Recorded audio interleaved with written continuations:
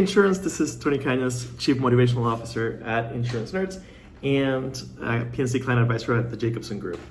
And today I want to talk to you about retention of employees and how it connects with your ability to be flexible and to understand their needs on a one-to-one basis.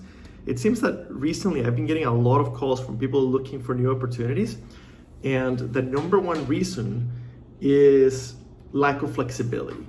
They're happy with the company where they're at, and generally they're not complaining about salary, they're not complaining about career growth.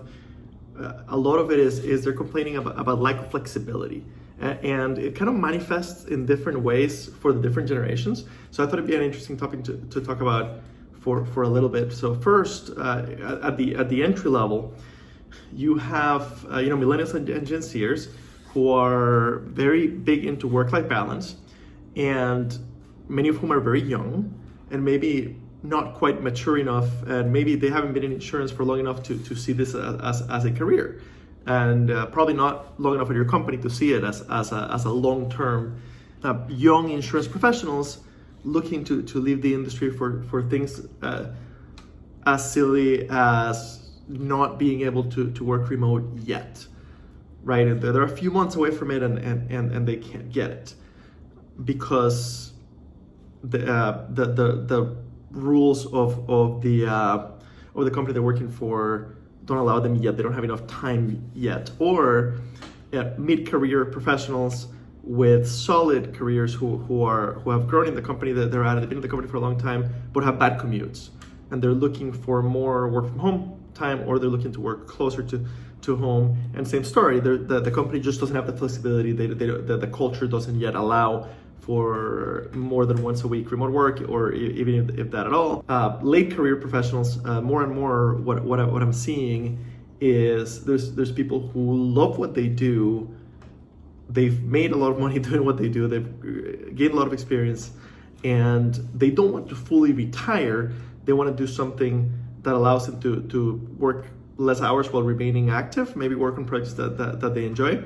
And very few companies can offer that, can offer them the ability to lower down to part-time kind of thing while still keeping their role. And ultimately, I truly believe that the more you care and the more you're able to show your employees of whatever age that you care about them individually, not as a number, and that you're willing, if they're a solid performer, of course, if they're a solid performer, you're willing to make exceptions to the rules and help them figure out ways to avoid the red tape in order to make exceptions when the exception holistically makes sense, right? So a young employee that is performing and you think they're going to grow with the company, and they're communicating that they're unhappy about something that is pretty small, something like not being able to work from home more, or they need to move for family or life reasons,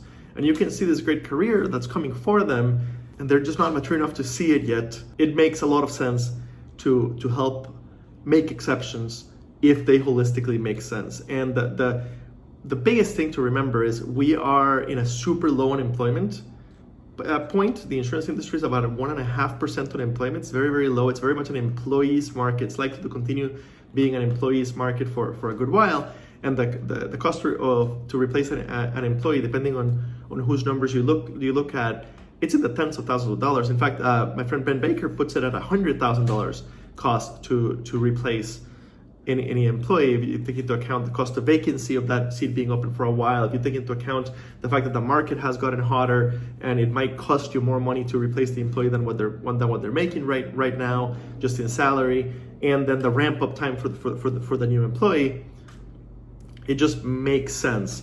So I encourage everybody to take some time to think about how they can be more flexible when it makes sense for the company. Where if you're telling somebody no because the rule book says not yet, or because the rule book says no, nobody works from home 2 days a week, or nobody works from home remote, or whatever, ask yourself, what would be the cost of this person leaving? Are they giving me a fair warning that they're getting actively recruited? If the cost of them leaving compared to the effort it would take internally to make the rules, to make an exception, make the rules more flexible, would it make sense to do that? And if it does, then go out of your way to do it.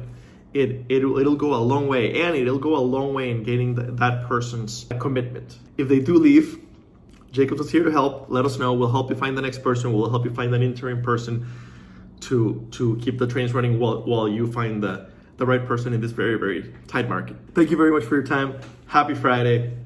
TC out.